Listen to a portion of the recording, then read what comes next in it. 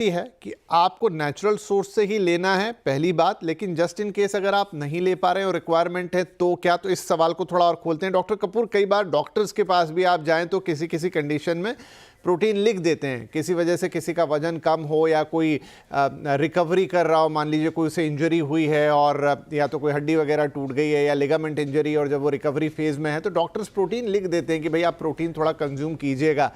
अब ये जो प्रोटीन सिंपल फॉर्म में ले लेना है, इतना चलता है या फिर इसमें भी कुछ प्लस माइनस है? हाँ जी, बताएं।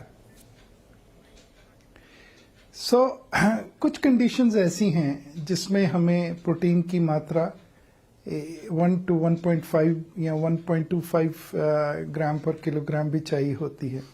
सबसे पहली कंडीशन तो प्रेगनेंसी है।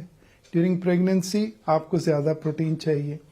सेकेंडली, अगर आप सिक हो गए हैं, पेशेंट्स लाइक जिनको क्रोन्स डिजीज है, आईबीडी इन्फ्लेमेटरी बॉल डिजीज है, जहाँ के एब्जॉर्प्शन ठीक नहीं हो रही है, तो you may have to take more ताकि आप कम से कम कुछ मात्रा में एब्जॉर्ब कर सकें। अब जैसे हम बात कर रहे थे वेजिटेरियन नॉन वेजिटेरियन की, वेजिटेरियन में एक और चीज जो बहुत अच्छी है वो है soybean. It is a very high in protein. तो आप बोलिए, मैं सुन पा रहा हूं आपको। एक मिनट, यस सॉरी। इसकी मात्रा हम काफी हद तक ले सकते हैं, ऑल्दो ज्यादा मात्रा सोयाबीन की प्रेग्नेंट वुमन के लिए इज नॉट एडवाइजेबल। जो लोग नॉन वेज लेते हैं और एटलीस्ट एग लेते हैं, white egg is the best protein you can have. उसमें से येलो निकाल दीजिए और आप देखेंगे कि जो बड़े सेलिब्रिटीज हैं इनकी डाइट भी देखिए तो कई लोग तो 10-10 एग व्हाइट सुबह लेते हैं एंड इससे इनको प्रोटीन की मात्रा मिलती है। ना जो लोग जिम में कुछ एक्स्ट्रा ऑर्डिनरी 4-4, 5-5 घंटे बिताते हैं, उनकी मसल ब्रेकडाउन ज्यादा होने के चांसेस हैं, तो उसकी रिपेयर के लिए भी उनको प्रोटीन की मात्रा ज्यादा चाहिए। और ये अगर वो नहीं कंज्यूम कर पाते या उनको मात्रा ज्यादा चाहिए, तो इसके लिए वे प्रोटीन अगर वो लेते हैं तो उसमें कोई नुकसान नहीं, वो भी एक लिमिट के अंदर। एक और चीज जो जिम्स में बड़ी पॉपुलर है, क्रेटिन। जो ये क्रेटिन है, this is very harmful to the kidneys. तो इससे आपको थोड़ा सा कॉशियस रहना पड़ेगा कि कहीं आप अनजाने में अपनी किडनी को हार्म ना करें। इसके लिए बहुत पानी पीना पड़ता है to get this out of your kidneys, kidney clearance ठीक रहे।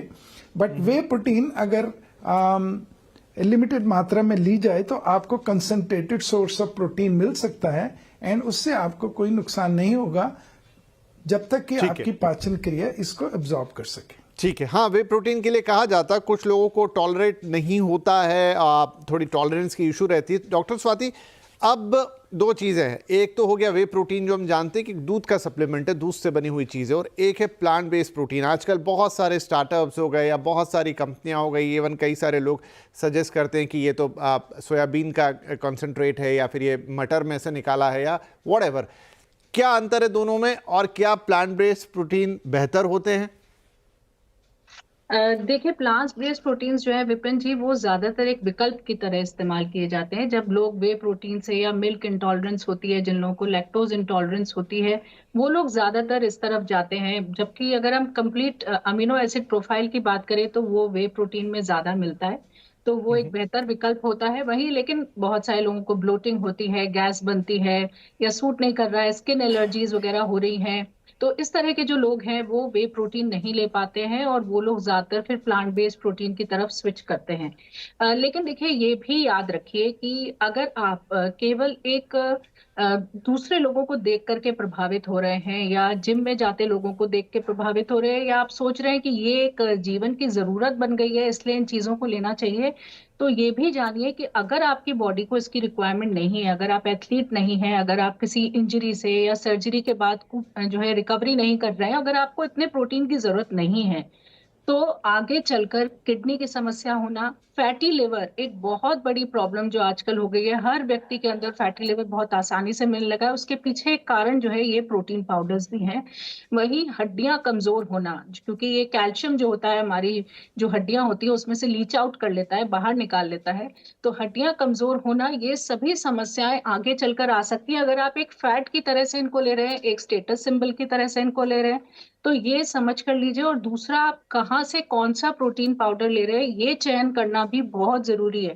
क्योंकि अगर अगर आप ऑनलाइन जाएं या आप फिटनेस ट्रेनर्स वगैरह से बात करें तो वो एक पर्टिकुलर जो ब्रांड जिससे उनको कमीशन मिलता है उसको रिकमेंड करते हैं, या ऑनलाइन आपको इतने विकल्प दिखते हैं कि आपको चूज करना मुश्किल हो जाता है। और ऐसी स्थिति में बहुत सारे लोग नकली प्रोटीन पाउडर्स या एडल्ट्रेटेड प्रोटीन पाउडर्स, या जिनमें मात्रा सही नहीं होती है प्रोटीन के, एडिटिव्स बहुत मिले, आर्टिफिशियल स्वीटनर्स, तरह तरह की चीजें इनमें मिली भी आपको मिलती हैं। तो आप सोच रहे हैं कि आप एक हेल्थ ड्रिंक ले रहे हैं जबकि आप अपनी सेहत का और उल्टा नुकसान कर रहे हैं। तो सोच समझ करके ही अच्छी जगह से सही जो प्रमाणित प्रोटीन पाउडर्स हैं उनको ही लेना चाहिए। कहीं भेड़ चाल में मत चलिए कि कहीं से भी कोई सा भी प्रोटीन पाउडर ले लिया, क्योंकि ये दो-धारी तलवार है। अगर एक तरफ आपको हेल्प कर रही है तो दूसरी तरफ ये आपको नुकसान बिल्कुल भी कर सकती है। ये सोच समझ करके डिसाइड करना बहुत जरूरी है। बिल्कुल बिल्कुल। तो जो लोग जिन्हें ज़रूरत भी है या जिन्हें रिकमेंड भी किया गया है, अब यही हुआ जो हम बात कर रहे थे दिल्ली एनसीआर वाले केस में कि वहाँ किसी व्यक्ति ने खरीदा और उसके साइड इफेक्ट उन्हें तुरंत दिखाई दिए। यहाँ तो ये मामला सामने आ गया, लेकिन ना आता तो कितने लोगों को नुकसान होता है। छोटा ब्रेक लेंगे यहाँ पर। ब्रेक के बाद यही अहम सवाल कि कैसे